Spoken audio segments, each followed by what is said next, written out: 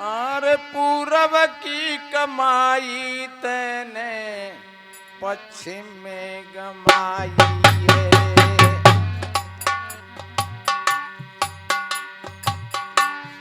हो पूरब की कमाई तैने पश्चिम में गमाई है। आगरा की खेप लात नहीं खाई है। आगरा की खेप लात नहीं खाई है।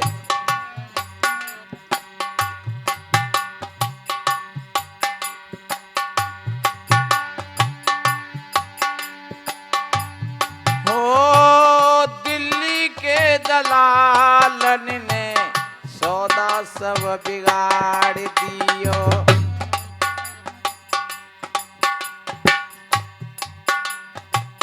पटियाले की हाट में मची रे तबाही है। पटियाले की हाट में मची रे तबाही है।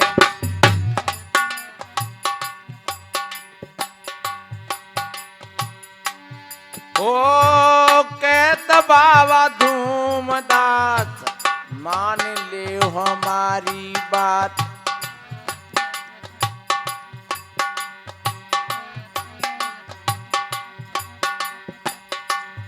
ओ कहत बाबा धूमदास मान ले हमारी बात। हरिद्वार की रे गेल सारनपुर है जाइए। हरिद्वार की रे गेल सारनपुर जाई है। कितना बढ़िया किसी महात्मा का छपका है ये। अटपट बाणी कबीर की झटपट लखी न जाए। पूरब की कमाई का मतलब होता है ये मानव शरीर मिला है तो हमको एक पूर्व और प्रारब्ध के शुभ संस्कारों से मिला हुआ है।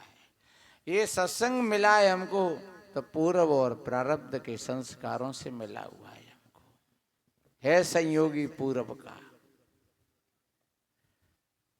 सतगुरु कबीर कहते हैं बोली हमारी पूर्व की हमें लखे नहीं कोई। हमको तो सो ही लखे जो धुर पूर्व को। ये जो बोली है ये ज्ञान की है। ध्यान रखो ज्ञान पूरब है तो ध्यान पश्चिम है। ज्ञान प्रारंभ है तो ध्यान एंड है। जैसे सूर्य नारायण पूरब से निकलते हैं और पश्चिम में जाकर के डूब जाते हैं। और पूर्व और पश्चिम का यहां कवि ने एक दूसरा भाव लेकर के ये बात कही है कि जो हमारे पूर्व पश्चिमी देश हैं वो विलासी देश हैं, भोगी देश हैं। और यहां सतगुरु कहते हैं पूर्व की कमाई ये मानव का शरीर पूर्व के संयोग से मिला और पश्चिम ये विलासता की और भोगों की आग में इसको समाप्त कर दिया। ये मानव का शरीर भोग भोगने के लिए नहीं मिला है। बीड़ी सिगरेट तम्बाकू काम क्रोध लोभ मोह। और एक बात बताएं जो जिस चीज से जितना जुड़ाव होता है हमारा वही चीज हमारे लिए ज्यादा दुख का कारण बनती है। इसलिए ऐसे रहो संसार में जैसे जल में नाव रहती है, जैसे कीचड़ में कमल रहता है। ये रहनी है महान पुरुषों की। लेकिन यहां कवि ने कहा है कि पूरब की कमाई पश्चिम में ये मानव का शरीर और पूरा का पूरा ये मिला तो कल्याण करने के लिए, लेकिन भोग विलासता में हमने इसको समाप्त कर दिया। आगरे की खेप, आगरे का मतलब होता है आगे के लिए कुछ ऐसा कर लो जिससे आगे के लिए कुछ तैयार हो जाए। आगरा की खेप, आगे की खेप, आगे के लिए कोई विचार नहीं किया। और दिल्ली के दलालन ने ये दिल ही हमारा दिल्ली है,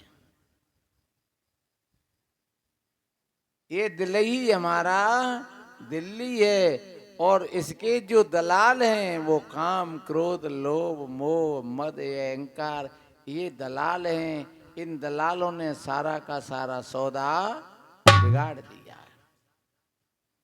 और पटियाले का मतलब है जी पेट। अगर आपको ज्ञान नहीं है तो आपका पेट नहीं भरता है। सज्जनों, अगर आपको ज्ञान है तो फिर पेट बहुत थोड़ा सा लेता है, पेट को बहुत थोड़ी सी की जरूरत है। लेकिन ज्ञान नहीं है तो ये जीवन भर ये बढ़ता नहीं है, यहां तबाही बनी रहती है। और लाओ और लाओ और लाओ। कहत बाबा धूमदास, ये कोई धूमदास बाबा होंगे, उन्होंने ये कवित्व को लिखा। कहत बाबा धूमदास, और मान लियो हमारी बात, हरिद्वार की गैल सहारनपुर होकर के जाइए। सहारनपुर का मतलब है ये सत्संग, और हरिद्वार का मतलब है मुक्ति का द्वार, शांति का द्वार, सुख का द्वार। तो सुख और शांति के लिए हमें कहां होकर के गुजरना पड़ेगा? इस सत्संग की रास्ता से गुजरना पड़ेगा। और जो सत्संग की रास्ता से जो भाई बहन गुजरते हैं वो हरिद्वार की यात्रा में सफल हो जाते हैं, और जो सत्संग की यात्रा नहीं कर पाते हैं वो हरिद्वार नहीं पहुंच पाते हैं। कहते हैं चलते चलते पग थका, नगर रहा नो कोस, और बीच ही में डेरा पड़ा तो कहो कौन का दोष। आपने एक कथा सुनी होगी, बीच में हम कहां अटक जाते हैं। बहुत अच्छी कहानी है। कुछ कुछ भाइयों की आंखों में नींद जकोरा ले रही है। भाई उसका वो स्वभाव है, वो कोई पाप नहीं है, ये शरीर का धर्म है। भोजन पाना कोई पाप नहीं है, ये शरीर की खुराक है। नींद आना कोई पाप नहीं है। कोई गिलानी मत करना कि जी हमें नींद आ रही है तो कोई हम पापी हों, ये स्वभाव है। पर जिन भाई बहनों के अंदर में थोड़ी पकड़ होती है, ज्ञान की जागरूकता होती है, तो वो अपनी आंखों को मीड़ करके और थोड़े से अपने टैट हो करके और फिर समझ जाते हैं। क्योंकि शरीर तो सबके ही होते हैं। आपके शरीर हैं, हमारा भी शरीर है। कल हम 1:30 बजे सोए थे और 3:45 बजे आंख खुल गई। कमंडल लेकर के बाहर चले गए, फ्रेश होकर के उधर से ही आए घूम करके। तो कितनी नींद भाई? 2.5-3 घंटा की। और फिर दिन भर बैठे रहे हैं। आप तो फिर भी घूमते रहे हैं थोड़े, और हम बा कुठई में बने रहे हैं कैद से। और फिर हमने वायदा किया आपसे कि हम आपके बीच में रहेंगे, भूख में, प्यास में, बरसात में। ऐसा नहीं है कि आप भीगते रहे और हम आश्रम में अपने कमरा में घुस जाएं। आप सड़क पर लेटें और हम जाकर के तख्त पर लेटें, हम आपके साथ में हैं। और हम क्यों साथ में हैं?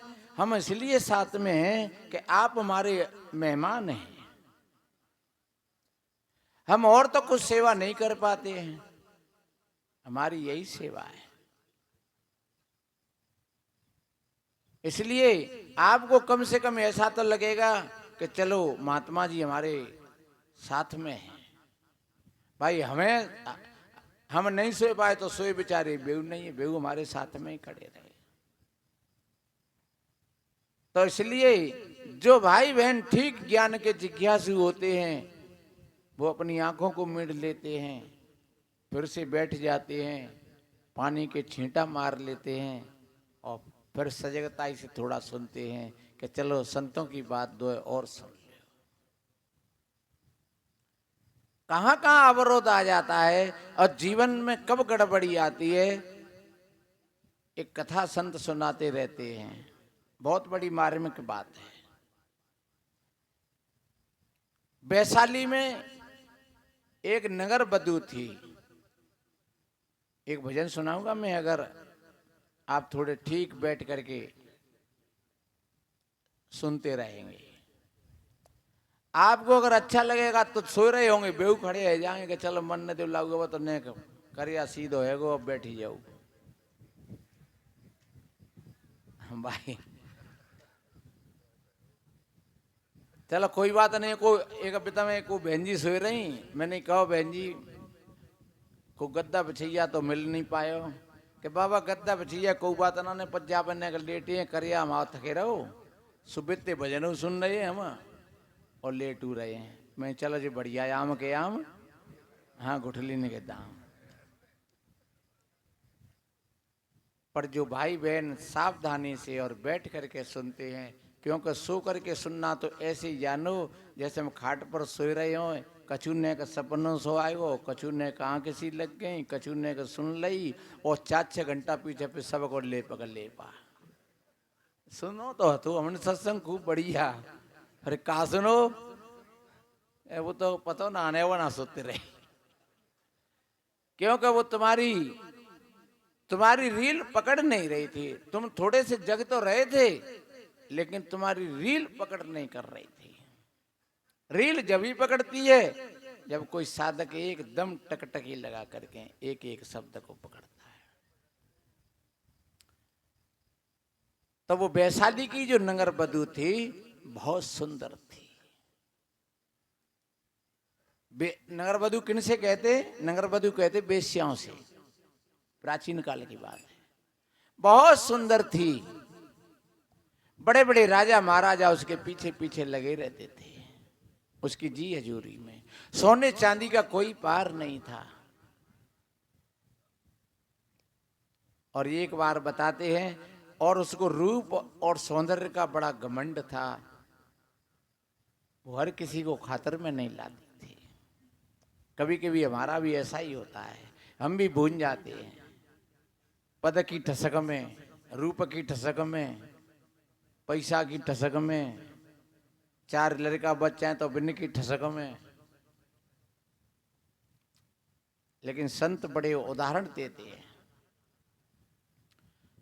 उसको बड़ा अहंकार था, बड़ा घमंड था, लेकिन जब कोई संत सामने आ जाता है उसका प्रभाव पड़ता है, पर कुछ समय के बाद पड़ता है। अकड़ मत करना, अहंकार मत करना किसी बात का। मैंने कल कहा था शायद के शील स्वभाव दया तन में, सच्चे अर्थों में कोई भेष कपड़ा पहन करके साधु नहीं होता है।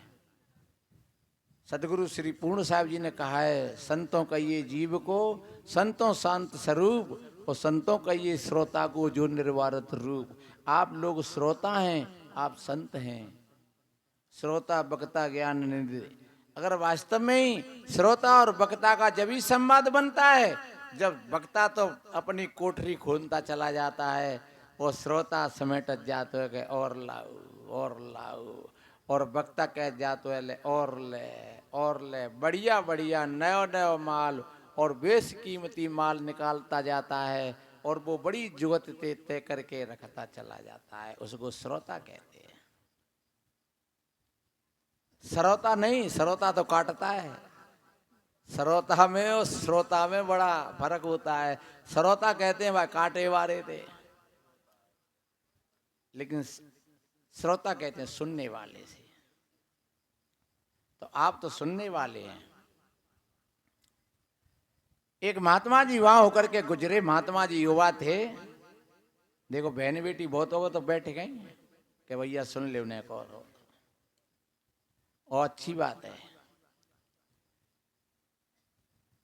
वो महात्मा जी जब वहां होकर के गुजरे, उस बेस्या ने महात्मा को देख करके इशारा किया, गए इधर आओ, तुम अभी से महात्मा बन गए, ये ऐसे कपड़ा क्यों पहन रखे हो, हमारे पास आओ तुम। क्या जीवन का सार यह है कि आप भिखारी बन जाओ? पर ध्यान रखो, साधारण वृत्ति का जो आदमी होता है वो महात्मा को भिखारी कहता है, लेकिन महात्मा भिखारी नहीं होते हैं, और जो भिखारी होते हैं वो महात्मा नहीं होते। लेकिन लोग सोचते हैं कहो 1.5-4 अंगुल को कपड़ा लगाए गए चाहे महात्मा बन जाए, तब वो राजा बन जाए। और हम कहते हैं कि राजा तो बहुत बन जाते हैं, लेकिन महात्मा तो कोई कोई सूरवीर बन पाता है। क्यों? कि जो महात्मा बन जाते हैं उनके सामने फिर वो राजा जिनको कहते हैं वो राजा भी आकर के सर झुका देते हैं। चाहे भले ही क्यों नहीं वो नरेंद्र मोदी हो, चाहे वो मायावती बहन जी हो, चाहे वो कोई चंद्रशेखर हो, चाहे कोई अखिलेश हो, चाहे कोई भी हो, लेकिन संत के लिए वो सब नमस्कार करेंगे और पैर छुएंगे और उच्च आसन पर बिठाएंगे। इसलिए राजा तो राजा होता है, लेकिन संत महाराज होता है। अगर कोई महाराज होता है तो संत फिर सम्राट होता है, अगर कोई सम्राट होता है तो संत सम्राटों का भी सम्राट होता है। लेकिन हो जाना चाहिए संत। केवल टकाटूक के लिए दौड़ नहीं लगानी चाहिए, क्योंकि ये टकाटूक तो आप चाहे कितना भी कमा लो, इकट्ठा कर लो, ये साथ में नहीं जाएगा। उस महात्मा को देख करके उस वेश्या ने कहा इधर आओ। महात्मा जी ने बड़ी विनम्रता से 1 मिनट निगाह करके और कहा हाँ बहन जी मैं आऊंगा कभी, लेकिन आज मेरे पास में समय नहीं है। ऐसे कहकर के महात्मा जी तो निकल गए। उस वेश्या को बहुत बड़ी चोट लगी कि देखो ये सदुक्कड़ा, मेरे पीछे बड़े बड़े राजा महाराज तो लट्टू हो जाते हैं, और ये सदुक्कड़ा जहाँ पे समय नहीं निकलो मेरे लिए। और किसे आकर के और भीतर जा लेती होनहार की बात। 4 महीना के पश्चात देखिए, ध्यान रखो, अहंकार किसी का नहीं रहता है। इसलिए संत बार बार कहते हैं कि अपने रूप पर, अपने सौंदर्य पर, पद प्रतिष्ठा पर गर्व मत करना। और एक बात बताएं, हमेशा सावधानी का पाठ खेलना। मैंने दिन में क्यों कहा था, जब आरती हो रही तो पीछे से जनता एकदम ऐसे एहर से चलवाए और अगले आगे के लोग दब रहे थे, बड़े बूढ़े इन पर कर रही पड़ रहे थे। ऐसे ही घटना हो जाती है। ये बहुत बड़ी सावधानी की बात है। कहीं भी जाएं आप, एक व्यक्ति अगर आरती ले रहा है, कर रहा है, और आप वहां खड़े हैं 4 खेत पर, वहां खड़े हैं, तो आप हाथ जोड़ करके आप ये मत सोचिए कि मैं मुझको थारी घुमानी है। आप वहां शामिल हैं, वहीं से आप केवल अपनी भावनाओं को जोड़ करके रखिए, न कि आप 4-10 लोगों में धक्का दे करके और तुम उस थाली को। यही तो हुआ था वहां कि चलो बाबा के पानी की धूर ले लो और फिर जंदी ले। ये भूल कभी मत करना ऐसा। और ये सत्संग तो एक मानवीय सत्संग है। इस सत्संग में तो आप सभी भाई बहन कहीं पर भी जो एक दूसरे को खिला करके खाता है, मैं देख रहा था, थोड़ा सा नेक झटका लग गया था थोड़ा सा, क्योंकि वो वर्षा हो गई। और वर्षा होने के बावजूद कुछ भाई बहन तो उन्होंने पूरी नहीं कमी पड़ रही भी वो लगाए रहे ताजाबाज, क्योंकि वहां से उठा करके उन्होंने वहां लगाया, तब तक लगे सब्जी खाई गए। अब बिन ने तो पूरी तैयार करी तो सब्जी निकट गई। फिर बिन ने सब्जी तैयार करी फटाफट, तो फिर अकेले पूरी ने खाए रहे। और फिर 4-10 जै खाए रहे हैं, और वो अपने को 4 निकल ले जा रहे है, वो अपने 6 निकल ले जा रहे है। ये मानवीयकरण नहीं है। या हम सभी एक ही माता पिता के हैं, सभी हम एक भाई भाई हैं। एक इंसान और एक मानवता कहती है कि एक दूसरे को खिला करके खाए, सच्चे अर्थों में वो इंसान होता है। और जहाँ मैं और मेरे का जो भेदभाव हो गया सज्जनों, वो मानवता नहीं है। और ये भी देखना चाहिए कि ये सदगुरु का दरबार है, यहाँ पर कमी भी कुछ नहीं है। थोड़ी सी एक प्रकृति की झलक के कारण थोड़ी सी अव्यवस्था भई वो हमारे ही कारण हुई थी। अगर थोड़े से हमने एक आध घंटा का हम उनको समय दे देते हलवाइयों को तो ये अव्यवस्था नहीं होती। इसलिए इन बातों पर हमें हमेशा ध्यान रखना चाहिए। सज्जनों, मानवता कहती है कि एक दूसरे को अगर खिला करके खाए तो भोजन नहीं, फिर वो प्रसाद होता है। और एक दूसरे से झपट करके खाए वो भोजन नहीं, वो विष होता है। एक दूसरे से झपट करके खाए, एक दूसरे से छुप करके खाए, एक दूर ले जा करके खाए, वो भोजन नहीं, वो विष होता है। हम अगर सत्संग ही ऐसा करें तो फिर हमसे वो लोग बहुत बढ़िया हैं। हमें घर परिवार में, शादी संबंधों में, जहाँ कहीं भी कितने भी लोग हों, इन चीजों पर हमको धैर्य बना करके रखना चाहिए। चलो ये भैया गद्दा पर सो रहे हैं, इनको बढ़िया नींद आ जाए तो चलो हमें संतुष्टि है। ये भैया हमारे खाए लें, ये बहन जी खाए लें तो चलो ये हमें संतुष्टि है। ये मानवता कहती है। ये नहीं कि जी भैया मरे तो मरे भाई, धक्का दो और गद्दा खींच लो, या जी मरे तो मरे, फिर बाकी डट जाओ ने का हमने अपन ने खवाई लन दे। जब आता हूँ तो कुत्ता बिल्ली बहुत है, चार कुत्ते के बीच में एक रोटी डाल दो तो उन्हें बाय खान देगो, ने बाय खान देगो। इसलिए मेरे बहन भाइयों, इन चीजों की सावधानी बरतना ही सत्संग है। सत्संग केवल भजन गाना नहीं है, केवल प्रवचन करना नहीं है, और ज्यादा ब्रह्मा और आत्मा परमात्मा की बातें करना ही सत्संग नहीं है। हमें अपने व्यवहारिकता को ठीक तरीका से समझने की बात है। तो अपने लक्ष्य को वहीं लाएं। उस वेश्या ने 2-5 महीना हो गए और उसका परिणाम फल क्या आया? उसको चर्म रोग हो गया। उसका सारा का सारा शरीर पूरा खराब हो गया। और एक बात बताएं हम, ये रामायण में बड़ी मनोवैज्ञानिक बात कही है कि काम बात कपलोव अपारा, क्रोध पित्त नित छाती उजारा, प्रीत करें जो तीनों भाई, उपजे सन्यपात दुखदाई, दंभ कपट मद मान नेहरुआ। कितनी बढ़िया बात कही। ये हमारे शरीर के, अगर हमारे चित्त में ईर्ष्या रहती है, हम दूसरों को देख देख करके जलते रहते हैं, कुड़ते रहते हैं, कहू ना पाते ही, तो समझ लो कि वो तुम्हारे खून में विकृति आएगी जरूर, और चर्म रोग बनेगा। अगर तुम्हारे वात पित्त कफ ये तीनों के तीनों अगर मिल गए, क्योंकि तुम्हारे अंदर में काम की भी विशेषता है, क्रोध की भी विशेषता है, क्योंकि काम एक कीली है और क्रोध और लोभ उसी के ध्रुव हैं, उसके आसपास घूम रहे हैं। तो ये तीनों चीज अगर इकट्ठी हैं तो जरूर शरीर में सन्निपात का रोग आएगा। ये बड़ी मनोवैज्ञानिक बात है। इसलिए संत बार बार कहते हैं कि आप सदाचारी बनकर के अपना जीवन जियो। उस वेश्या के शरीर में चर्म रोग फैल गया। अब बहुत बहुत दवाई लेती है बार बार, और बड़े बड़े राजा महाराजा, कहीं वैद्य डॉक्टर, महीना बीत गया, 4 महीना बीत गए, 6 महीना बीत गए, उसका शरीर जर्जर हो गया। अब तो उन फोड़ाओं में से मवाद निकलती है, जाना आना भी बंद हो गया। जो लोग उस पर अपने प्राणों को निछावर करते थे, वो सारे के सारे एक एक करके सरक गए सब।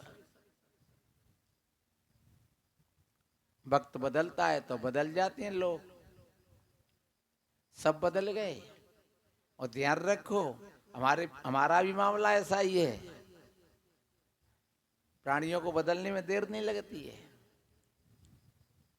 सब लोग बदल गए, अब तो अकेली डरी रहती है वहां में, और डॉक्टरों लोग पीछे छोड़ गए, और बहू ने सोच ले कि अब तो हम अब मरेंगे, बस अब है गो काम। ध्यान रखो, पर वक्त आता है।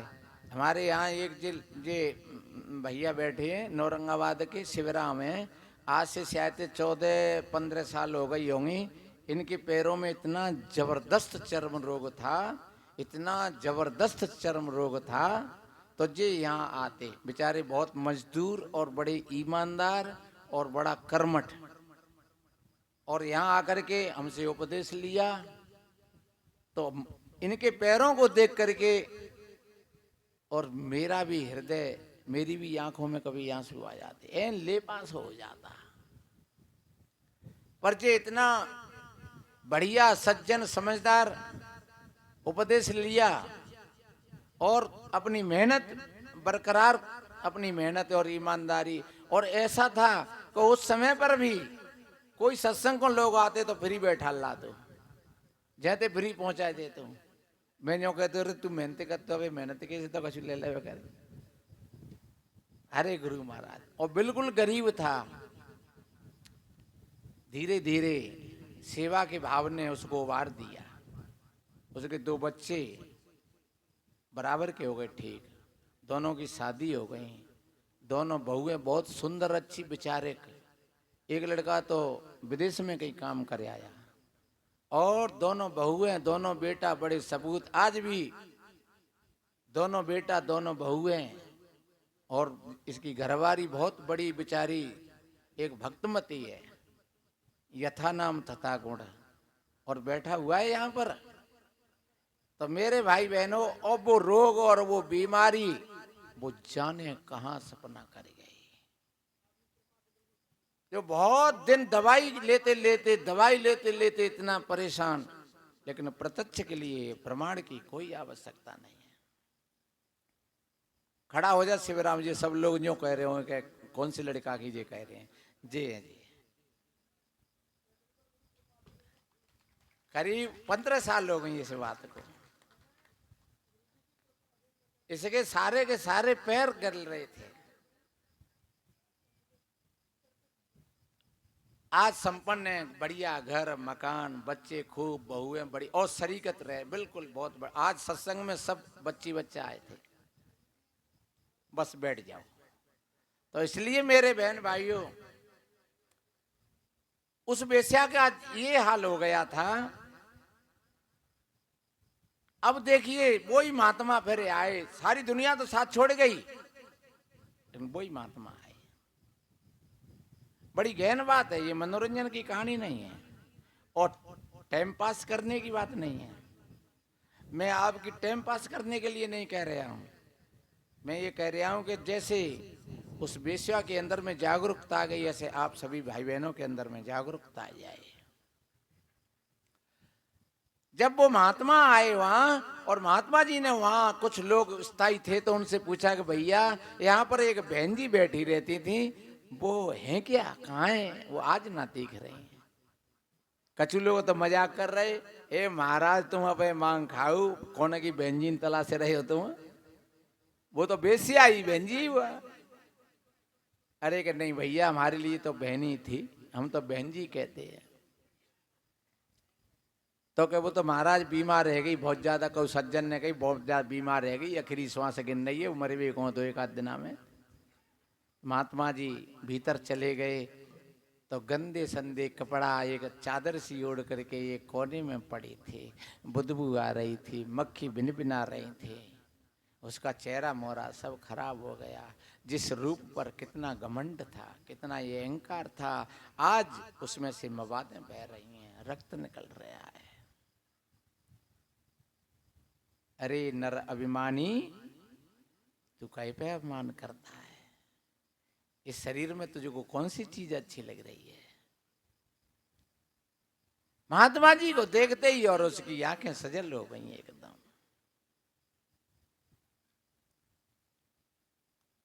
कहने लगी जब मैंने तुमको याद किया तब तो तुम आए नहीं थे, अब क्यों आए हो मेरे पास में, अब क्या रखा है मेरे पर।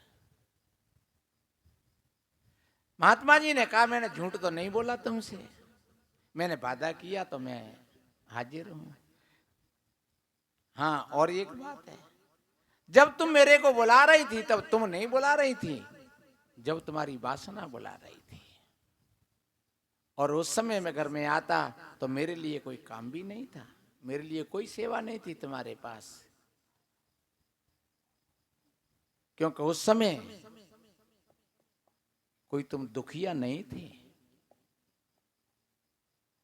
उस समय तो तुमने जवानी के जोश में अपने होश को खो दिया था, तुमको ये भी नहीं दिख रहा था कि कौन है और क्या और कैसे बात करना चाहिए। तुमको बहुत बड़ा घमंड था अपने रूप और सौंदर्य पर, पद और प्रतिष्ठा पर। तुम्हारे आगे पीछे बहुत लोग घूमते रहते थे, लेकिन आज कोई है? और बेचारी सुसुक सुसुक करके कुछ नहीं कहती है, गला रुंध रहा है, आंखें सजल हो रही हैं। महात्मा जी ने कहा तुम चिंता मत करो, अब मैं तुमको असली रूप से परिचय कराऊंगा। अब तक तो तुम एक बनावटी रूप पर अहंकार करती थी, और जो बनावटी चीजें होती हैं मेरे भाई बहनों, उन्हीं पर अहम होता है, स्वयं का नहीं होता है। अहम होता है तो परक पर होता है। इसलिए कहते हैं अहंकार। अहंकार का अर्थ होता है अहम धन आकार, यानी हमारी शुद्ध चेतना से जो ये भाव का उद्भव हुआ और उससे ये सारे के सारे आकार बन गए, और उस आकार का ही बन गया अहंकार। मेरा परिवार, मेरे बेटा, मेरी बहू, मेरा मकान, मेरी कोठी, मेरा बंगला, बड़ा आकार ले लिया। महात्मा ने कहा तुमको बड़ा घमंड था, और महात्मा जी ने कहा अब तुम चिंता मत करो।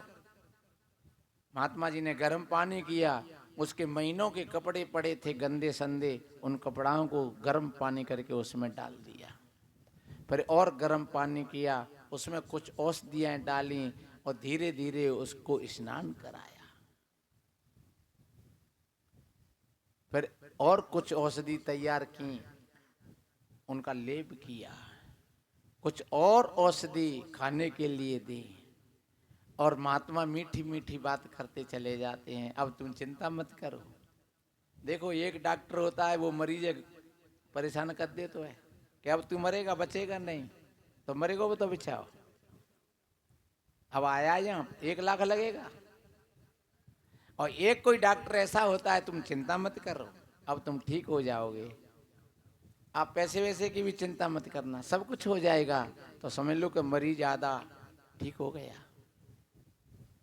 तो संतों का तो स्वभाव ही ऐसा है। इसलिए सदगुरु वैद्य बचन विश्वासा, संयम यह न विषय की आशा। वास्तव में सदगुरु संत एक वैद्य होते हैं, डॉक्टर होते हैं। सदगुरु वेदा को न चीनो रे जग रोगिया भयो,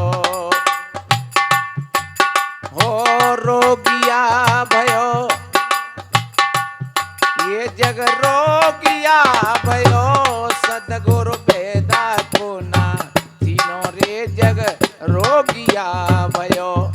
सदगुरु ओ सदगुरु वेदा को न चीनो रे जग रोगिया। सदगुरु कैसे वैद्य होते हैं? जो वास्तव में ही बाहर से लेकर के और भीतर तक, आत्मा से लेकर के और पूरी प्रकृति तक, और प्रकृति से लेकर के और पुरुष तक, महात्मा जी मीठी मीठी बातें करते रहे और ज्ञान की बातें बताते रहे, और धीरे धीरे उसका आत्मबल जागने लगा, उसका मनोबल जागने लगा, और उसको ऐसा एहसास हो रहा कि मैं तो आज ही बहुत ठीक हो गई।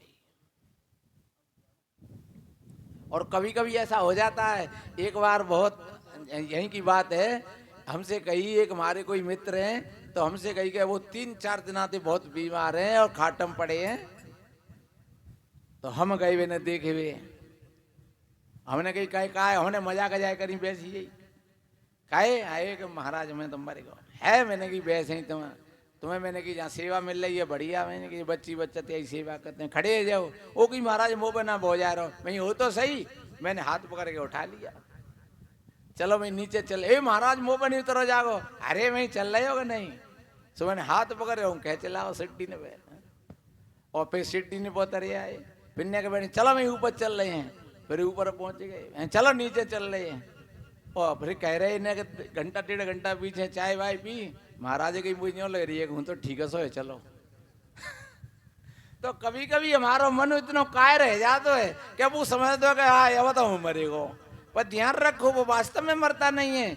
उसकी उसकी जो शक्ति क्या है वो थोड़ी सी गुम हो जाती है, और वो फिर खड़ा हो जाए तो फिर ठीक होने में कोई देर नहीं लगती है। और ध्यान रखो व्यक्ति का पहले मन ही बीमार होता है, शरीर बाद में बीमार होता है। अगर मन ठीक हो गया तो शरीर को ठीक होना ही होना है। महात्मा जी ने शाम तक ये सेवा करी और फिर कहा अब तुम आराम करो और मैं अब जा रहा हूं और कल फिर आऊंगा। महात्मा जी रोज आते हैं और बस खूब दवाई देते हैं और फिर सत्संग सुनाते हैं, ध्यान की बातें बताते हैं। तुम अपने आप को जो समझ रही हो तुम नहीं हो, तुम ये शरीर नहीं हो। ये आंख देख रही है लेकिन आंख के पीछे कोई और चीज है देखने वाली। ये कान सुन रहे हैं लेकिन कानों के पीछे कोई और चीज है सुनने वाला। कभी कभी कान तो होते हैं लेकिन फिर भी नहीं सुनता है। अच्छा कान तो मुर्दाऊ पे आते हैं, आंख मुर्दाऊ कहते हैं। मुर्दाते कहू के ने देख ले रे, मुर्दाते कहू ने सुन ले रे, वो ना ने देखे न सुने। मेरे भाई बहनों, महात्मा जी उसको ज्ञान देते रहे और ध्यान की बातें बताते रहे और साधना में उसको उतार दिया। आंख बंद करो और देखो अपनी श्वास को। तथागत बुद्ध के पास लोग आते थे और वो आत्मा परमात्मा वो संसार की बात करते। तथागत बुद्ध कहते आप ध्यान करिए। और कोई व्यक्ति 15-20 दिन ध्यान करते और ध्यान करके फिर वो आते तो फिर पूछते कहो, तो वो कहते भगवान अब कोई शंका नहीं है। शब्दों में नहीं उलझना चाहिए हमें, ये अपनी अपने मन की मान्यता है। वो बहन 15-20 दिन में उसका स्वास्थ्य अपनी लेवल पर आ गया। फिर अब बेस्या नहीं रही, वो एक साधक बन गई। उसको जो घमंड था वो सब चूर चूर हो गया। बड़ी विनम्रता आ गई, सबका सम्मान करने लगी, सबका आदर करती, संतों की सेवा करती, अतिथियों का सम्मान करती। लोगों के बड़ा आश्चर्य होता कि देखो रे, और संत के अंदर वो शक्ति होती है। अम्रपाली वेश्या ने जब तथागत बुद्ध को आमंत्रित किया और बुद्ध जब उनके यहाँ भोजन पाने के लिए जा रहे तो लोगों ने उनको रोक दिया कि आप वेश्या के यहाँ भोजन पाने के लिए जा रहे हैं।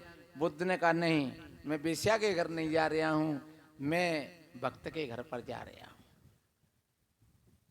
तुम्हारी दृष्टि में ये वेश्या है और मेरी दृष्टि में ये भक्त है। ये श्रद्धा से इसने निमंत्रण दिया है तो मैं इसके घर पर जाऊंगा। बोले नहीं जाओगे तुम इसके घर पर? बुद्ध ने कहा मैं जाऊंगा। तो तुम मारे जाओगे? हाँ ठीक है, अगर इसमें ज्यादा शक्ति होगी तो जी मेरे को बदल लेगी, और मेरे में अगर शक्ति होगी तो मैं इसको बदल दूंगा। और बताते हैं कि जब बुद्ध ने जाकर के भोजन पाया और वो अम्रपाली बहुत पैसे वाली थी और तथागत बुद्ध के साथ साथ चली आई, एक बहुत बड़ी साधु भी बनी।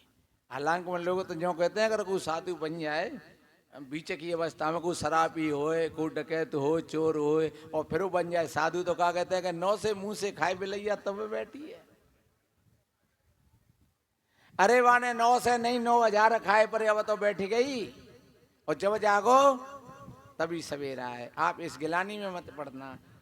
उंगली मारने 9 से 99 व्यक्तियों के कत्ल किए थे और वे उंगली काट काट करके और माला में पुरोहित कर लिया था। लेकिन जब बुद्ध की शरण में आ गया तो वो एक सन्यासी बन गया, महात्मा बन गया। तो कोई ये गिलानी मत करना कि कल तक हमने क्या किया है और आज हम इस काम को करेंगे तो लोग क्या कहेंगे। कल तक तुम राक्षस थे, आज तुम सत्संग में बैठे हो, संतों के सत्संग में बैठे हो, तो आज से ही तुम देवताओं में समार हो गए। और राक्षस तो तुम बहुत दिन में बन पाए, लेकिन देवता बनने में तुमको कोई देर नहीं लगेगी। देवता आज से ही बन जाओगे तुम। अगर ये बातों की वो वेश्या, वो अब वेश्या नहीं रही, किसी विद्वान ने कहा है कि नजरें बदलती हैं तो नजारे बदल जाते हैं, और जब किश्ती रुख बदलती है तो किनारे बदल जाते हैं। यही है जीवन की धारा को पलट देना। तो मेरे भाई बहनों, आज वो बेस्या वेश्या ना रह करके आज वो एक साध्वी बन गई। अब तो वो आप जैसी बहन बेटियों को वो ध्यान कराती है, साधना कराती है, योग कराती है, विपස්සना की साधना कराती है। हम भी जब शाम सवेरे बैठ करके देखें, ये भीतर श्वास बहुत बड़ी बेशकीमती ये चल रही है। ये श्वास 24 घंटा में 21,600 श्वासन निकलती हैं, 1 घंटा में 900 श्वास बनती हैं, और 1 मिनट में 15 श्वास निकलती हैं। आप अगर साक्षी होकर के अगर श्वास लोगे तो आपकी 12 श्वास बनेंगी। 1 मिनट में कितनी बनेंगी? 12। तो 1 मिनट में 3 बच गई। देखो ये साधन भी है। जो कोई साधन से अपना जीवन जीते, ये कोई उम्र तय नहीं है कि वो तो 25 वर्ष का योग करके मरना है, या उसको 50 वर्ष का योग करके मरना है, या 80 वर्ष का योग करके, ये कोई तय नहीं है। सदगुरु कबीर साहब जी की बताते हैं 120 वर्ष की उम्र थी। इसलिए जो कोई व्यक्ति जितना साधन के साथ रहता है उतना ही वो सुख और शांति का जीवन व्यतीत करता है। तो वो बहन जागृत हो गई, बेस्या बेस्या ना रह करके अब जग गई। अब वो कहीं 5-25 बहनों के बीच बैठती है, लोग कहती हैं तो वो कहती है,